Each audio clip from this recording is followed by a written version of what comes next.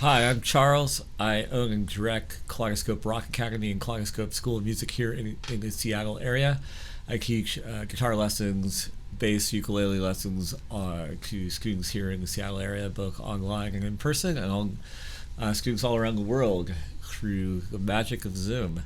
So, this is the next video in a series I've been running on music notations for guitarists. Though this one would actually have a lot of value for other players as well, whether it's bass, keyboards, drums. This one is about what I guess you could call chord charting. I'm going to throw an example up, Blink-182, All the Small Things, a chart that I wrote, so that as I try to explain what chord charting is, you can see what it is we're even talking about. Why this is kind of unfamiliar is that the world out there, especially the internet, and in the world of published books that you see at like a music store, everything seems to be oriented towards a couple options, one of which is cab. So some of the books would say, like back in the 90s, recorded versions guitars, or recorded version guitar, or cab for, say, all the guitar parts for an album by Van Halen or something like that. Online, it would be things like Guitar Pro, Songster, Ultimate Guitar. Those would be like the cab things that are out there. We talked about cab in a video, there's 2 videos back in the series. And then there you have the world of sheet music, which the primary buying audience is piano players and also, to a lesser extent, singers. Sheet music could look like what I'm talking about in terms of chord charting, but there's some significant differences. One thing, sheet music is often arranged. It's not meant to be like the exact thing that's on the album. It's arranged for like a student piano player. So usually the song has been kind of converted or arranged into left hand bass clef, right hand treble clef. Sometimes there's lyrics below that, and a lot of times there's actually a lyric written in a melody form up above, so it's like a triple staff lyric, melody in treble clef, right hand treble clef, left hand bass clef. Sheet music is not the same as what we're going to look at today. So really the core of chord charting is the chord chart, kind of like my Blink-182 one. That example is all chords. But chord charting can also include other elements, some melodic elements, lines, riffs. And this is where it gets into kind of more of a hybrid chart, like what I use in my rock bands. It's what I've often told the rock bands is studio rock charting, but of course it actually works for big band, jazz, or other styles of music. It's the type of charting that was primarily used in the live playing workshops where I went to school at Guitar Institute of Technology. It's something that would be used for like the guitar part of for you as a big band musician if you're playing guitar for a big band. It's also to some extent what you see producers use when they're trying to give studio musicians a sense of how the exact song goes and what they want in different parts. So we're going to look at different examples of that today, and before we get into that, because I'm going to look at like 5 or 6 different concrete examples with you, to me it's like the most valuable thing to use in teaching my rock band students to play songs. It's less cluttered than tabs. So if you look up the Guitar Pro for something like Sweet Child of Mine, the Guitar Pro tab is going to be layers and pages and pages. The goal with chord charting is to communicate the entire song, maybe with the possible exception of just like the crazy guitar solo, on 1 to 3 pieces of paper. So you're not flipping pages. It's the type of chart that you actually can read while playing rock music live. It's interesting that there's so little or so few examples of this type of charting online. So everything kind of goes to all staff notes or all cab way of doing things. Chord charting is more succinct in that you get, a lot of times the core of what you're reading is the chords above measure. So you are showing time value, you are showing the time signature, the length of bars, where the bars fall. You're showing the chords above those bars so you know how long each chord is played for. Sometimes in a more elaborate chord chart it's going to tell you what to do with your right hand, sometimes it's not. But the idea is to get the essence of the song for your instrument, maybe for all instruments like I do for rock band, down into a 2-page chart. So if you put it facing pages in a notebook, you don't even have to turn pages when you're reading or sight reading.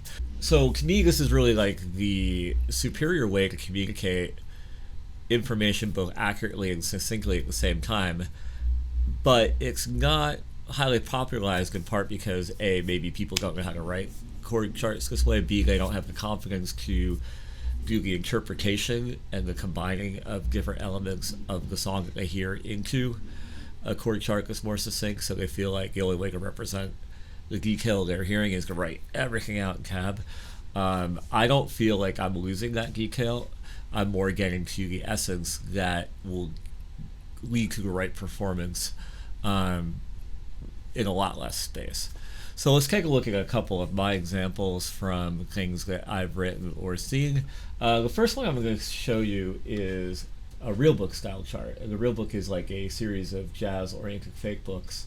Fake books being the idea that you can get the essence of an arrangement down to one page, and a great jazz combo could like fake their way through an entire version of that song. This particular one is Dream a Little Dream of Me. So this is an example of a chord chart that is closer to sheet music than maybe some of the other examples that I'm going to pull.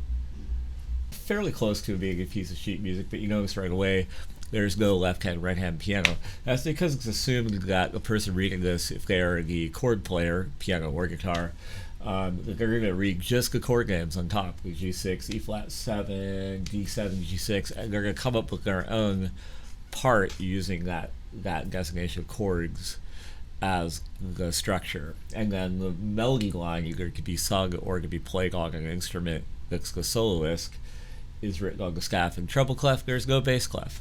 So if you took out the treble clef elements of this, took away the melody, then this would be a chord chart. And this is definitely not a rock song. It kind of shows the history of this type of thinking.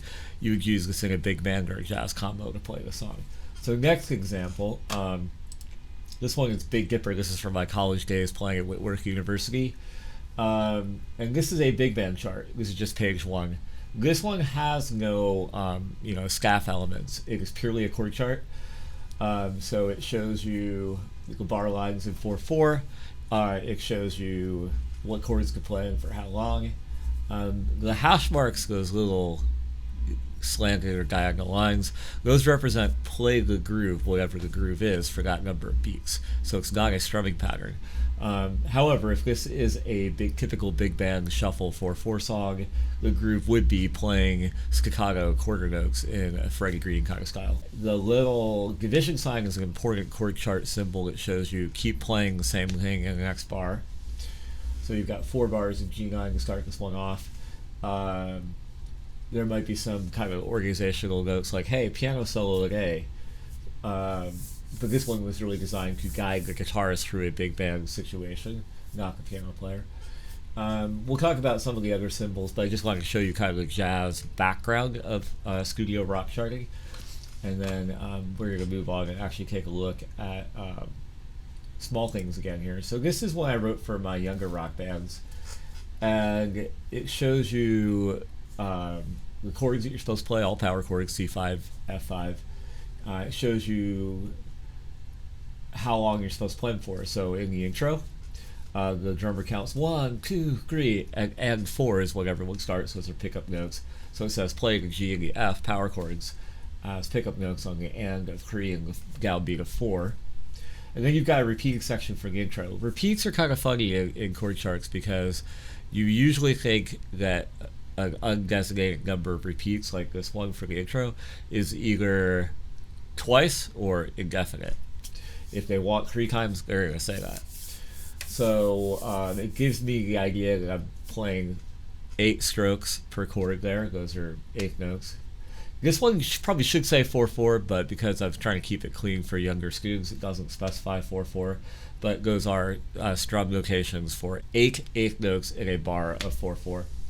This one I just kind of circled the in a big loopy way, circled the different sections, verse 1, pre-chorus. And I did something that technically is cheating, which is instead of rewriting the intro or using some sort of repeat sign, I just said play the intro again ×2 after chorus 1. But it's a simple enough song that I think you can get that. There are some changes in what you're supposed to play, like pre-chorus, you're supposed to hit the C5. The diamond shape is a whole note from a strumming perspective, and it's tied to the other whole note. And just to make it clear to the student, I wrote, hold this for 8 beats. Right. Well, let's take a look at one that's a little bit more complicated. So moving on to Brother by Need to Breathe. So this is one that a little bit more advanced class was playing, and it also shows you some new elements. You've got the strumming in there for the intro chords, which are really kind of more like swells on a synthesizer. That's why they're in parentheses. But it tells you how long they each last. You've got a dotted half note for the B and then a quarter note for C sharp, which again makes you infer we're in 4/4. But then I also put some more specific elements. So there's a specific bass line that leads into the chorus. So I wrote bass clef on that third line there. Wrote the bass line in notes on the bass clef.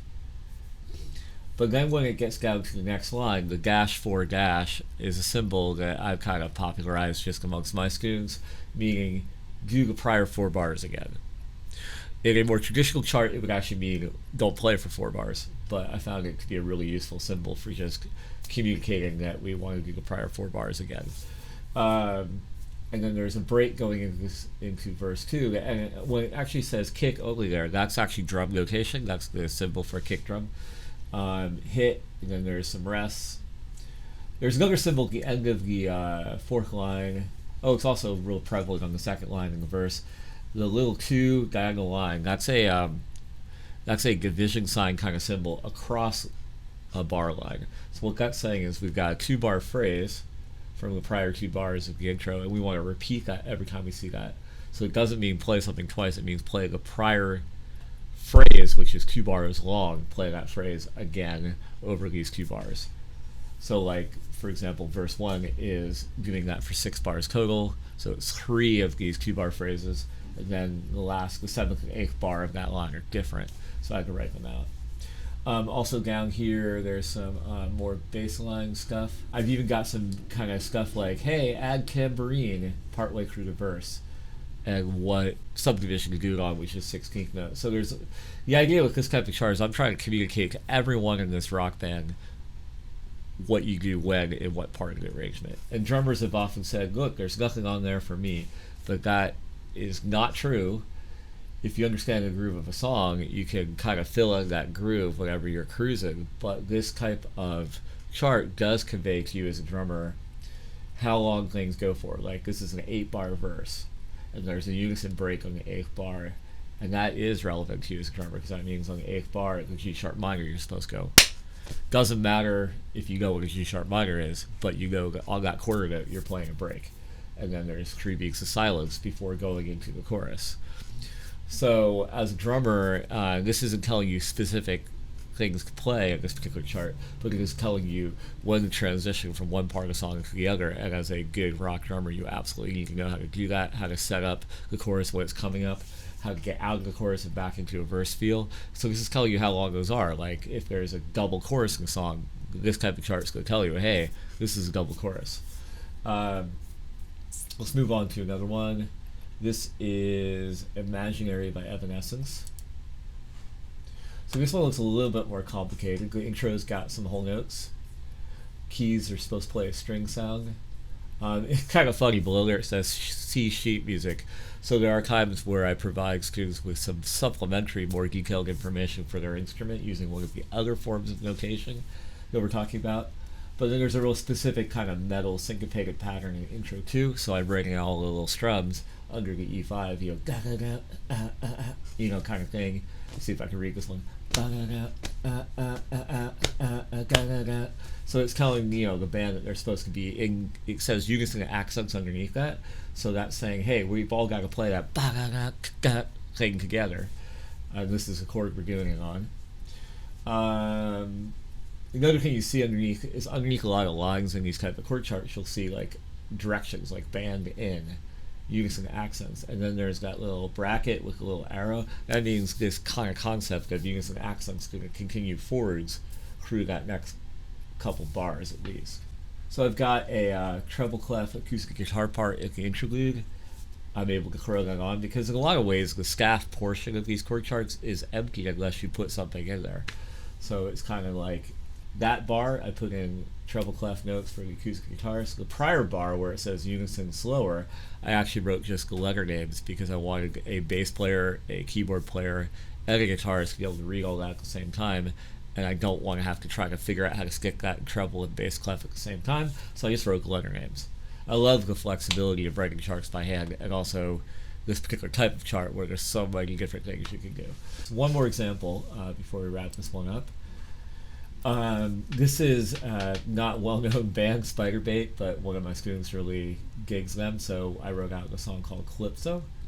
So this is interesting because the intro here is on nylon string guitar. I wrote it with pictures, names, and string picking numbers. So that's a combination of a couple other forms of notation, chord frames, and finger picking patterns. But this studio rock chart can kind of absorb into it all other elements of other forms of notation. And that's one reason why I don't do this with any sort of software, because I don't feel like software is flexible enough to really convey information this way. Not yet. If you know of a software that does, that would take 8,000 years to lay everything out visually, let me know. So this chart also represents something new I'm doing, which is now that I'm doing all my own printing, I'm not going to like a Kinko's anymore to print color. I've started using color on these charts to make it easier to spot things while playing them in a band situation. So I've got a standard color for repeat signs. I've got a standard color for coda signs, which are those pink things. I've got a standard color for DSL codas. And this chart gives me an opportunity to explain some of the symbols. So the intro is a 2-bar figure that's repeated in the next segment because of the 2 with the division sign, and so that's telling me I play that 2-bar segment twice for the intro. And then the 8 there says I'm going to do it for 8 more bars. 8 divided by 2 is 4, so I've got 4 more repetitions of that A, D, E, D pattern. And then I hit the pre-chorus, and now this is a new thing, so this is the actual strumming, 1, 2, and 3, 4, and with power chord names above it. Then that 2-bar idea repeats 2 more times on the third line. And then the bars 7 and 8 of the pre-chorus are something different, so I write it different. And then this one's kind of fun. It's got a change in time signature going into the chorus on the next line, so this song goes into 6/4 for 3 bars, and then comes out of it for 1 bar of 4/4 at the end of the line, kind of kooky.